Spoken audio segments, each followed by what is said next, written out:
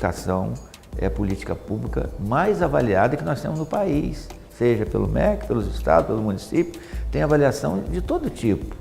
E as avaliações dão informações para você entender melhor onde estão, né, os problemas, os desafios e agir sobre eles. É assim que melhora. Eu penso que isso é o papel da escola. Ela precisa dizer para eles que a educação pode transformar a vida deles. E eles podem transformar a sociedade aí fora. Nós não inventamos a roda já foi inventada. Então, o que os estados estavam fazendo de bom em cada uma dessas áreas, como é que a gente se apropria disso e não só se apropria, coloca o nosso tempero e as nossas necessidades.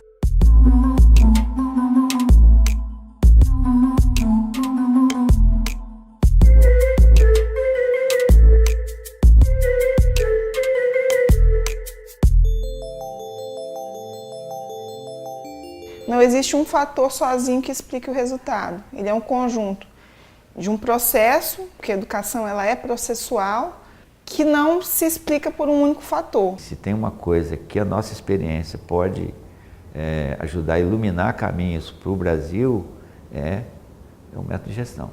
Então, um currículo, um processo de avaliação externa que te permite trabalhar com base em evidências e não com base em achismos. Acho que o Brasil ainda não percebeu o grande potencial que tem o IDEB, né? Que é a medida. E o professor quer ver o resultado final bom. Se ele não tem, né, a visão de que essa é a essência da escola, a aprendizagem, e que a medida brasileira é essa, e o que compõe essa medida, ele não se mobiliza. A Secretaria não tem 50 projetos prioritários, nem 30, nem 20, são 3. Então, ter foco claro, aonde você quer alcançar instrumentos, né, que os gestores conheçam, isso é muito importante.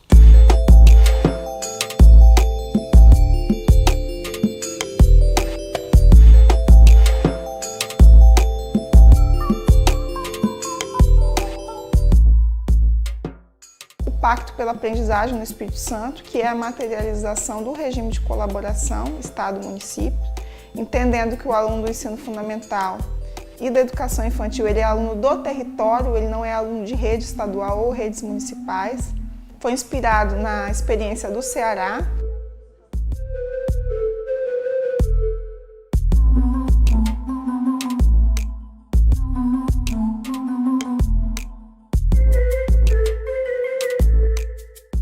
O segundo chama-se Escola Viva, que é o nosso programa de educação integral em tempo integral.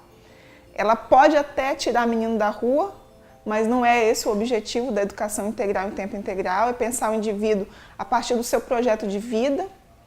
É inspirado na experiência de Pernambuco. O que a gente acredita é que quando o jovem começa a pensar no seu futuro, pensar no horizonte maior, ele vai valorizar esses elementos, né, que compõem o currículo, ele vai valorizar a base nacional. É despertar o jovem para a necessidade de pensar o seu futuro. É fazer com que o jovem olhe para um horizonte, onde ele é o protagonista, onde ele é o autor dessa história. Essas escolas têm praticamente o indicador de abandono zero, já performam muito bem nas nossas avaliações externas da rede.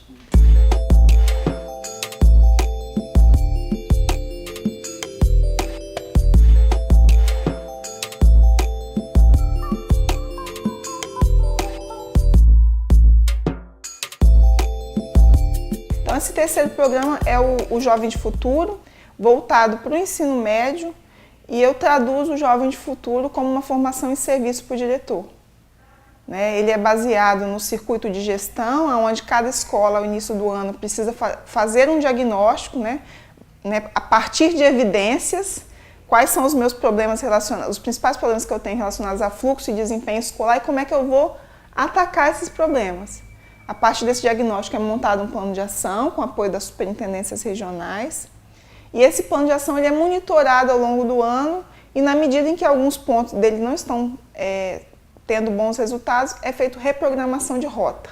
É um programa que veio para agregar muito, ele potencializou o que as escolas já faziam.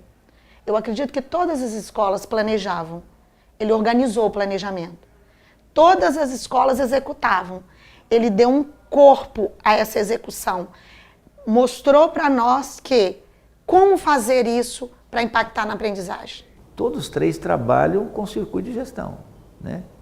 Planeja, executa, monitora, avalia e vai repetindo isso, sempre, né? E aí os profissionais vão se acostumando, né? Ontem, uma coordenadora pedagógica de uma das escolas vivas me falou, é uma coordenadora lá da escola, né? Não é ninguém da secretaria, nem da supervisão, é uma coordenadora de uma escola. Ela falou, se você tirar o método de gestão, o sistema desmorona. Além desses 3 programas, a gente criou também uma rede de proteção para eles, para que eles funcionassem melhor.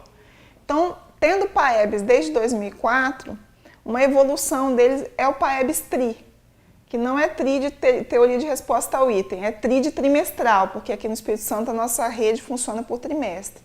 O PAEBS TRI é uma avaliação de aprendizagem, uma avaliação externa também aplicada pela secretaria, em língua portuguesa e em matemática, aonde são avaliados os conteúdos previstos para aquele trimestre.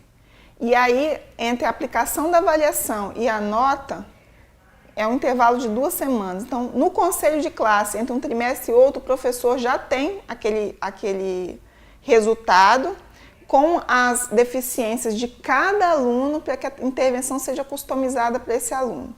Então, nós temos essa avaliação na 1ª, 2ª e 3ª série todo trimestre. E esses resultados, como aqui a gente também tem garantido 1/3 de hora atividade para o professor, e ele é definido por dias da semana, então terça-feira é o grupo de linguagens. Naquele dia, nenhum professor daquela área de conhecimento está em sala de aula, ele está em planejamento. E nesse horário de planejamento, sob a coordenação do que a gente chama aqui de PCA, que é professor coordenador de área, que é um par dele, é um professor daquela área de conhecimento, mas que recebe uma carga horária reduzida de sala de aula para que se dedique a essa ação, e aí esses resultados do PAEBS TRI são discutidos nessa reunião, né, por área de conhecimento, e são definidas estratégias por alunos. Além do PAEBS TRI, a gente implantou um sistema de gestão escolar, o SEGES, que é atrelada a uma pauta eletrônica. Então, a chamada na rede ela pode ser feita web ou ela pode ser feita por smartphone. O que isso proporcionou para nós? A possibilidade de intervir em tempo real. Então, um aluno que começa pela pauta, eu começo a ver que ele está faltando muito, isso é um indicativo para a direção da escola entrar em contato com a família para ver o que está acontecendo. E esse aplicativo que o professor usa para fazer chamada, ele é ligado a um aplicativo que o pai baixa no celular. E aí o pai tem acesso, ele sabe se o aluno faltou, em que matéria ele faltou e que dia que ele faltou. E as notas também. Toda vez que o professor faz um lançamento de nota, esse aplicativo dá uma notificação para o pai mostrando que foi lançada a nota tal. E se essa nota, né, até por facilitar a vida dos pais, ela aparece na cor azul ou vermelha. Se tem uma meta, né, se tem uma métrica, que é o IDEB, se ele é decomposto, se ele é entendido, se ele é traduzido para o trabalho do dia a dia da escola e tem um objetivo de melhoria lá, a escola vai, todos vão trabalhar. Não tem como não dar certo, o resultado vem.